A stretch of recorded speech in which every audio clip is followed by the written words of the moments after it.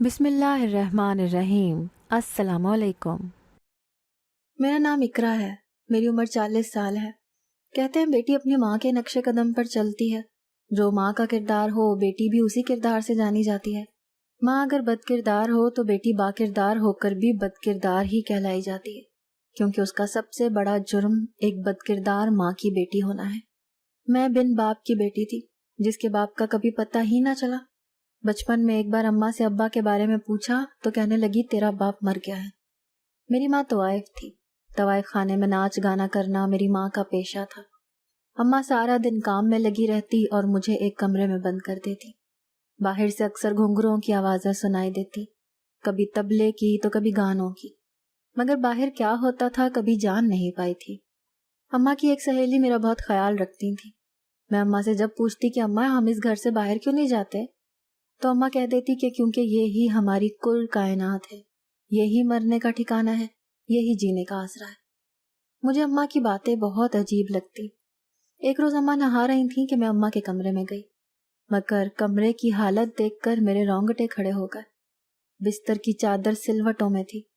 میں نے جلدی سے اماں کا کمرہ صاف کیا اور اماں کے باہر آنے کا انتظار کرنے لگی۔ اماں نے مجھے پرائیویٹ پڑھایا تھا، مجھے اسکول جانے کا بہت شوق تھا، مگر اماں نے کبھی گھر سے باہر جانے ہی نہ دیا تھا۔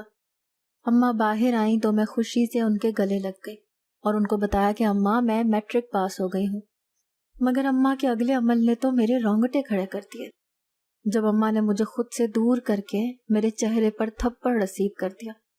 میں تو اماں کے اس عمل پر حیران تھی کہ اب میں نے ایسا کیا کر دیا ہے جو اماں نے مجھ پر ہاتھ اٹھایا۔ میں نے اماں سے پوچھا کہ اماں میں نے کیا کیا ہے، تو وہ رونے لگی اور کہنے لگی کتنی بار کہا ہے میرے کمرے میں مت آیا کرو اور یہاں کی چیزوں کو ہاتھ مت لگایا کرو، یہ سب تمہارے لیے نہیں ہے، اب جاؤ یہاں سے۔ یہ کہہ کر اماں بستر پر بیٹھ کر پھوٹ پھوٹ کر رو دی۔ میں بھی آنکھوں میں آنسو لیے اماں سے ناراض ہو کر کمرے سے باہر آ گئی۔ اماں کی جو سہیلی جو میرا ہر وقت خیال رکھتی تھی باہر ہی کھڑی تھی، مجھے دیکھتے ہی دکھی ہو گئی اور اماں کے پاس چلی گئی۔ میں اپنے کمرے میں بند ہوتی نہ جانے کب روتے روتے سو گئی۔ شام کے وقت جب آنکھ کھلی تو باہر سے ناچ گانے کی آوازیں آ رہی تھیں۔ اماں نے چونکہ مجھے سختی سے منع کیا تھا کہ میں کبھی باہر نہ آؤں، مگر میں جاننا چاہتی تھی کہ اماں مجھے منع کیوں کرتی ہیں، اسی لیے میں خاموشی سے دروازہ کھولے چھپ کر باہر کا نظارہ دیکھنے لگی، مگر سامنے کا منظر دیکھ کر میرے پیروں تلے سے زمین نکل گئی۔ مجھے اپنی بینائی پر یقین نہیں آ رہا تھا۔ میری اماں سب غیر مردوں کے سامنے ناچ رہی تھی۔ میری ماں کی نظر جب مجھ پر پڑی تو وہ اپنی جگہ ساکت رہ گئی۔ میں کمرے میں واپس آ گئی تھی۔ میں نے سوچ لیا تھا کہ اب میں حقیقت کا پتہ لگوا کر رہوں گی کہ میں کس کی بیٹی ہوں۔ اتنا تو میں جان گئی تھی کہ اماں غلط کام کرتی ہیں۔ اماں کمرے میں آئیں اور خاموشی سے میرے پاس بیٹھ گئی۔ میں سر جھکائے آنسو بہا رہی تھی جب اماں نے مجھے پکارا، مگر میں اماں کو برا بھلا کہنے لگی، ان کو بد کردار کہا اور نہ جانے ایسا کیا کیا بول گئی جس کو سن کر میری ماں آنکھیں پھاڑے خاموشی سے مجھے دیکھے جا رہی تھی۔ میرے سوال پر اماں بالکل خاموش ہو گئی جب میں نے اماں سے پوچھا کہ میرا باپ کون ہے، مگر میری اماں پھوٹ پھوٹ کر رو دیں اور کہنے لگیں کہ وہ بہت امیر ہے، اس کا اپنا اسکول ہے، تیرا چہرہ بالکل اپنے باپ جیسا ہے، مگر تجھے میری گود میں ڈالنے کے بعد وہ پھر کبھی واپس نہیں آیا اور اس نے شادی کر لی۔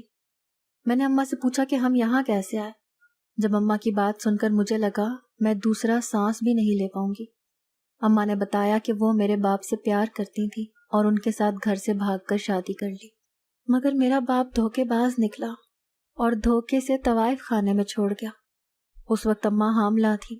اماں بہت روتی مگر طوائف خانے کی مالکن سے پتہ چلا تھا کہ میرے باپ نے میری ماں کو چند روپے کی خاطر بیچ دیا تھا۔ اس روز سے اماں کو اپنے کیے کی سزا بھگتنی پڑ رہی تھی۔ اماں نے اپنے ماں باپ کو جو دھوکہ دیا تھا اس کی سزا اماں کو ساری زندگی ملنی تھی۔ بیٹیاں ماں باپ کا سر جھکا کر جب الٹے راستوں پر چل پڑتی ہیں تو پھر ان کا نصیب یا تو کوئی یتیم خانہ بنتا ہے یا پھر طوائف خانہ۔ میں غور سے اماں کی بات سن رہی تھی۔ اماں کی آنکھوں میں ابا کو لے کر جو نفرت تھی وہ دیکھنے کے قابل تھی۔ میں نے اپنے باپ کو تو نہ دیکھا تھا مگر مجھے بن دیکھے ہی اپنے باپ سے نفرت ہو گئی تھی۔ اگر غلطی اماں سے ہوئی تھی تو قصور ابا کا بھی تھا، پھر ساری عمر کی سزا صرف اماں کے حصے میں کیوں آئی تھی؟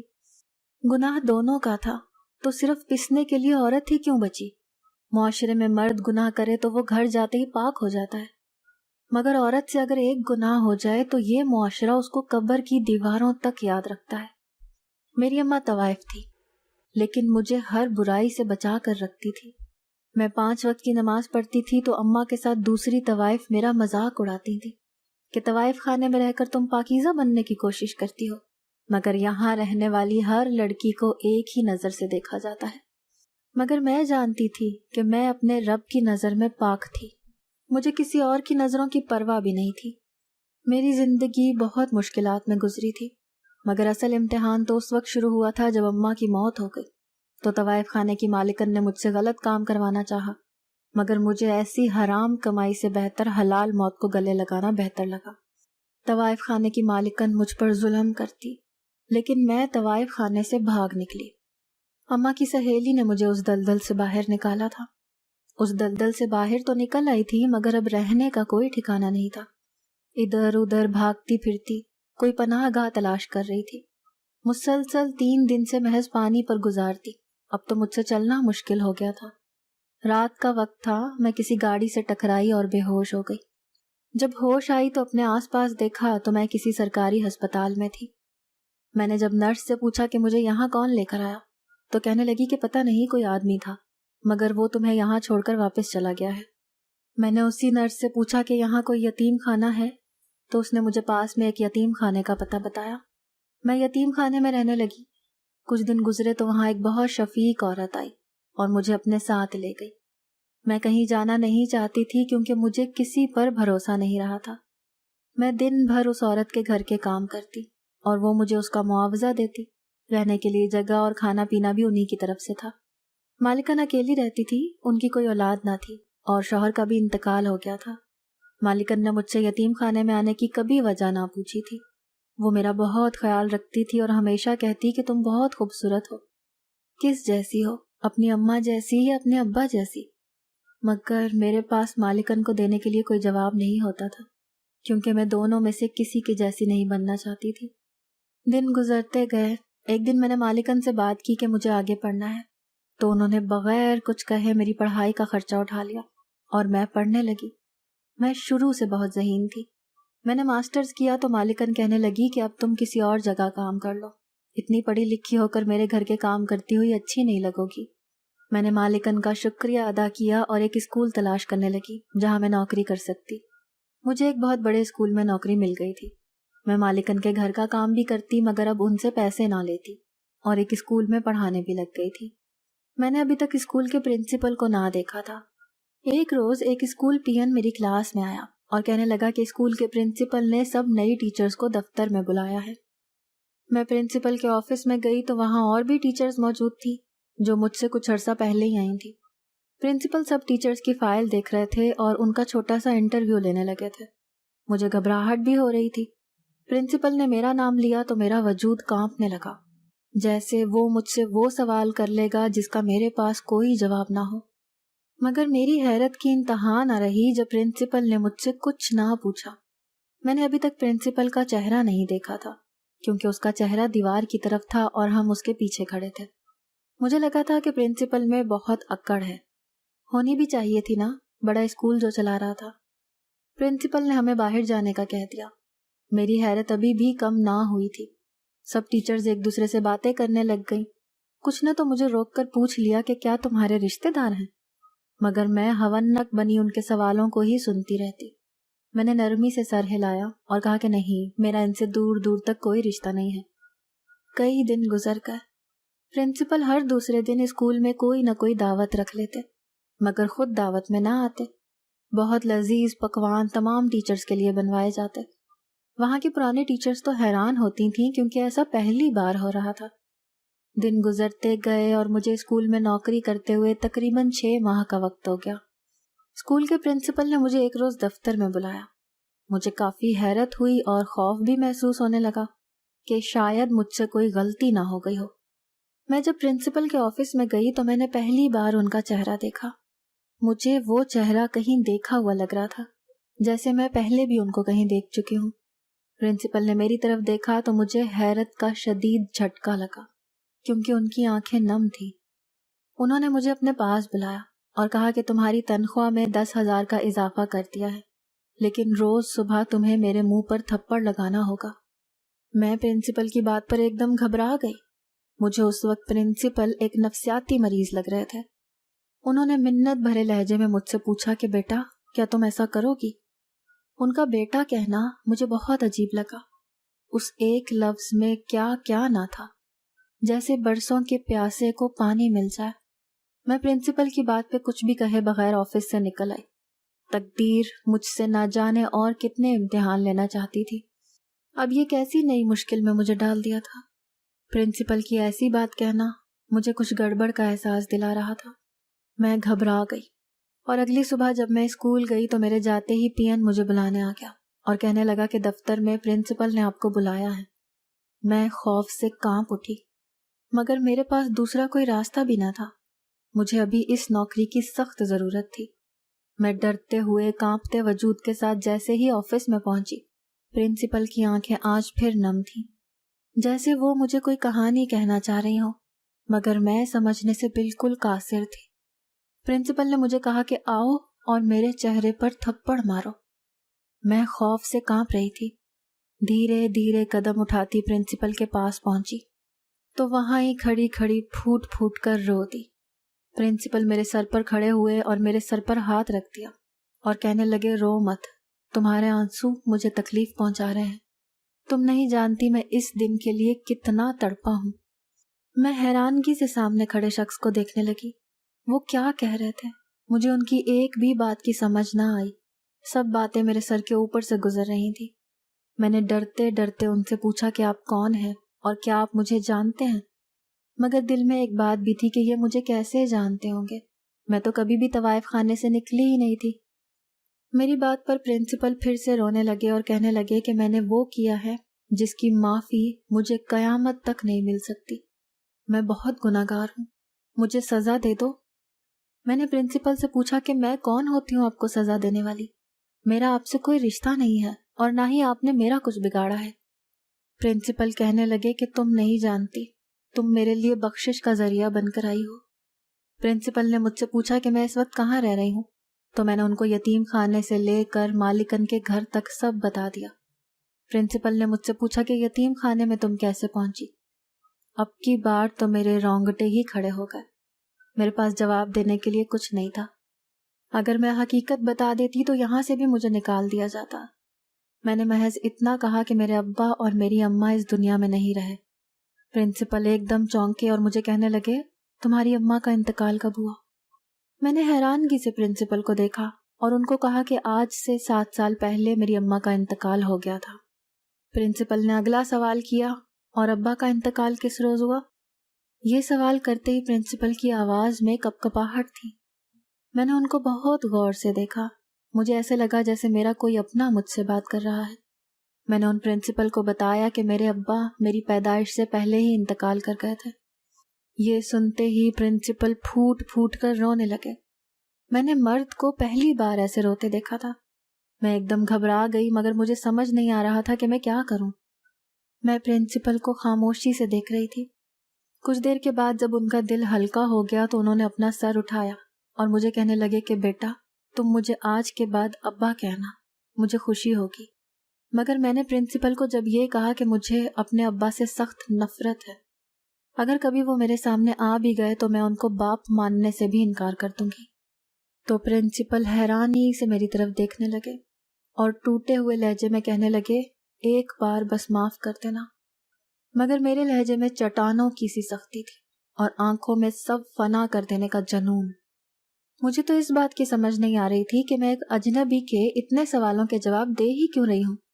میں نے پرنسپل سے معذرت کی اور ان کو کچھ بھی کہے بغیر آفس سے نکل آئی۔ میں نے سوچ لیا تھا کہ اب میں کچھ بھی کر کے کہیں اور نوکری ڈھونڈ لوں گی، مگر یہاں نوکری نہیں کروں گی۔ اسکول والے میرے اور پرنسپل کے بارے میں عجیب و غریب باتیں کرنے لگے تھے، اور میں اگر دلدل میں رہ کر خود کی ذات پر ایک حرف نہیں آنے دے سکتی تھی تو پھر آزادی سے جینے کے بعد کیسے خود کو کسی کی باتوں کا نشانہ بنا لیتی۔ میں گھر آئی تو مالکن کافی پریشان تھی۔ میں نے مالکن سے پوچھا کہ کیا ہوا ہے، تو کہنے لگی کہ میں نے تم سے کچھ چھپایا تھا۔ میں حیران رہ گئی کہ مالکن نے مجھ سے کیا چھپایا ہے۔ کہنے لگیں کہ میرا ایک ہی بیٹا تھا جو مجھ سے ناراض ہو کر پردیس چلا گیا تھا۔ میں روز اسے فون پر بات کرتی مگر اس کی ناراضگی ختم ہونے کا نام ہی نہیں لے رہی تھی۔ نہ جانے اب اس کے دل میں میرے لیے کیسے رحم آ گیا اور اس نے اب مجھے اپنے پاس بلا لیا ہے۔ اس کا کہنا ہے کہ اگر میں اس کے پاس چلی جاؤں گی تو وہ مجھے معاف کر دے گا۔ میں نے مالکن سے پوچھا کہ آپ نے یہ بات مجھ سے کیوں چھپائی؟ تو کہنے لگی کہ اس کے باپ کے مرنے کے بعد وہ مجھ سے سخت نفرت کرنے لگا تھا۔ اگر میں تمہیں بتا دیتی تو تم مجھ سے بہت سے سوال پوچھتی جن کے جواب دینے کی میرے پاس ہمت نہیں تھی۔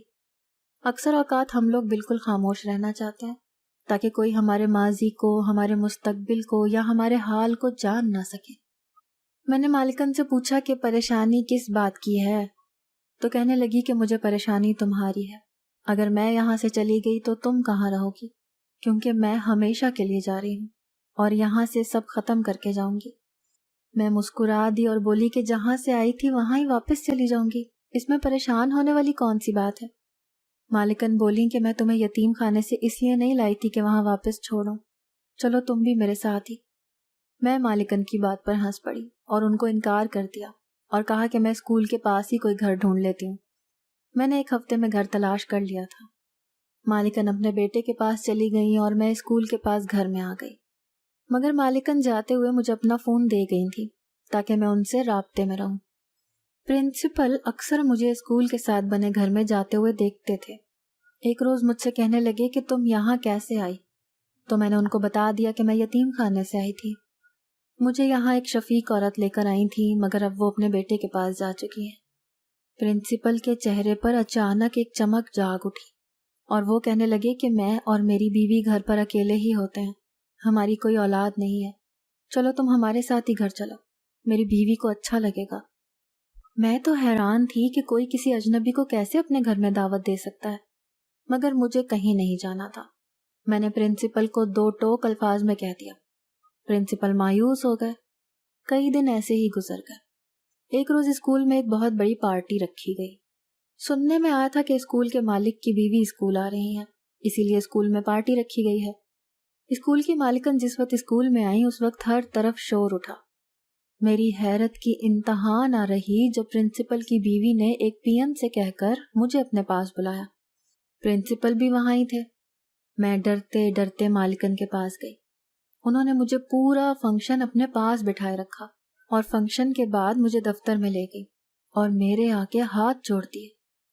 کہنے لگی میں برسوں سے بے اولاد ہوں، تم اس اسکول کی سب سے چھوٹی لڑکی ہو، کیا مجھے اپنی ماں کا درجہ دے سکتی ہو؟ اب تو میری بھی بس ہو گئی تھی۔ میں نے نم آنکھوں سے ہاں میں سر ہلا دیا۔ میں دفتر سے باہر آئی اور پھر کچھ لینے کے لیے اندر جانے لگی کہ پرنسپل اور ان کی بیوی کی باتوں نے مجھ پر 7 آسمان گرا دیے۔ جب پرنسپل نے کہا کہ تمہارا بہت شکریہ جو تم نے میری پہلی بیوی کی اولاد کو اپنا بنا لیا۔ میں بہت عرصے سے اپنی بیوی کی تلاش میں تھا اور اس روز میں اپنی بیٹی کا چہرہ دیکھتے ہی پہچان گیا تھا۔ اس کی فائل میں اس کے نام کے ساتھ اس کی ماں کا نام لکھا تھا۔ وہ نام میں جیسے بھول ہی نہیں سکتا تھا۔ اگر خالی نام ہوتا تو جانے دیتا، مگر میری بیٹی کا چہرہ بالکل میرے جیسا ہے۔ مجھے حیرت تھی کہ میں باہر کھڑی اتنا بڑا سچ جان کے بھی زندہ کیسے ہوں۔ شاید اللہ نے ابھی میرے لیے اور بھی امتحانات رکھے ہیں۔ میں کمرے میں گئی تو سامنے میرے ابا مجھے دیکھ کر حیران رہ گئے۔ ان کا رنگ ایک دم سفید پڑ گیا۔ میں چیخنا چلانا چاہتی تھی مگر میری زبان کچھ بھی کہنے سے انکاری تھی۔ میں بس روتی رہی کیونکہ جو میری ماں نے میرے باپ کی وجہ سے زندگی گزاری تھی اس کا جواب میں کبھی بھی اپنے باپ سے نہیں لے سکتی تھی، کیونکہ میرے پاس شاید اتنے سوال نہ ہوں جتنی سزا کا میرا باپ حقدار تھا۔ مگر اب وقت رونے کا نہیں تھا۔ جتنی تکلیفیں میں نے اور میری ماں نے کاٹی تھیں ان سب کا حساب برابر کرنا تھا مجھے۔ تبھی میں اپنے باپ کے ساتھ جانے کے لیے راضی ہو گئی۔ میرا باپ بہت خوش تھا مگر مجھے اس کی یہ خوشی کسی صورت راس نہیں تھی۔ میرے ابا کا گھر بہت بڑا تھا۔ ایک دن کے آرام کے بعد میں پورے گھر کو دیکھنے لگی۔ نوکر چاکر ہر وقت میرے آگے پیچھے گھومتے تھے۔ اکثر مجھے اپنی ماں کی بدقسمتی پر حیرت ہوتی۔ جو جگہ ان کا حق تھی آج اس جگہ پر کوئی اور براجمان تھا۔ میں تو حیران تھی کہ مرد ایک ہی مگر اس کے ساتھ شادی کرنے والی 2 مختلف قسم کی عورتیں، ان کی قسمتیں کتنی الگ تھیں۔ میں چلتی چلتی ایک کمرے کے پاس سے گزر رہی تھی کہ اندر سے ابا کی آواز آئی۔ ابا کی دوسری بیوی تو نیچے تھی، پھر ابا کس سے باتیں کر رہے تھے؟ میں نے جب دروازے میں سے جھانک کر دیکھا تو میری آنکھیں کھلی کی کھلی رہ گئیں، کیونکہ ابا کے ساتھ میری اماں کی بہت سی تصویریں تھیں۔ میں تو سامنے کا منظر دیکھ کر حیران رہ گئی، جہاں ابا رو رو کر اماں سے معافی مانگ رہے تھے۔ انسان کتنا خود غرض ہے، زندہ کو دفن کر دیتا ہے اور مرے ہوئے کی تصویروں سے باتیں کرتا ہے۔ میں ابا کے ساتھ پورا 1 سال رہی۔ اس پورے سال میں ابا نے بھرپور کوشش کی کہ مجھے کسی چیز کی کمی نہ ہونے دے، مگر مجھے ان سب چیزوں کی ضرورت نہیں تھی۔ میرے لیے تو میرا سب کچھ میری ماں تھی، جو میرے ابا کی وجہ سے اس دنیا سے چلی گئی۔ ایک روز میں نے اپنے ابا پر دھماکہ کیا اور ان کو کہا کہ میں یہاں سے ہمیشہ ہمیشہ کے لیے پردیس جا رہی ہوں۔ ابا تو میری بات پر حیران رہ گئے۔ وہ میرے آگے ہاتھ جوڑنے لگے، مجھ سے معافیاں مانگنے لگے اور کہنے لگے کہ میں تمہارے بغیر نہیں رہ سکوں گا، مجھے اکیلا چھوڑ کے مت جاؤ۔ مگر میرے ابا کے لیے یہ سزا بہت چھوٹی تھی۔ جی تو چاہتا تھا کہ ان کی جان لے لوں، مگر میری تربیت ایسی نہ تھی۔ میں خاموشی سے ان کے دل میں اپنی جگہ بنا کر اپنی اماں کا بدلہ لے کر وہاں سے جانا چاہتی تھی۔ میں نے اپنی مالکن سے رابطہ کیا اور ان کے پاس چلی گئی۔ پیچھے ابا اور ان کی دوسری بیوی ہمیشہ کے لیے تنہا رہ گئے۔ میں نے اپنا معاملہ اللہ پر چھوڑ دیا، بے شک وہ بہترین حساب لینے والا ہے۔ میں ابا کے ساتھ رہ کر اماں کی روح کو تکلیف نہیں دینا چاہتی تھی۔ میں ہمیشہ اللہ سے اماں کی مغفرت کی دعا کرتی۔ اکثر ابا مجھ سے رابطہ کرنا چاہتے، مگر میں رابطہ کرنے سے انکار کر دیتی۔ مالکن کو کبھی میری حقیقت کا پتہ نہیں چل پایا، اور پھر پردیس میں مجھے جانتا ہی کون تھا۔ تبھی مالکن نے اپنے بیٹے سے میری شادی کر دی۔ وہ مجھ سے بے انتہا محبت کرتا اور مجھ پر جان نچھاور کرتا ہے۔ میں اکثر اپنے ابا اور اپنے شوہر کا موازنہ کرتی تو میرا شوہر ہمیشہ اول نمبر پر آتا تھا۔ میں جس جگہ پیدا ہوئی اور جس جگہ پلی بڑھی، اس جگہ سے نصیب والے نکل کر عزت پاتے ہیں، اور بے شک اللہ ہی عزت اور ذلت دینے کا مالک ہے۔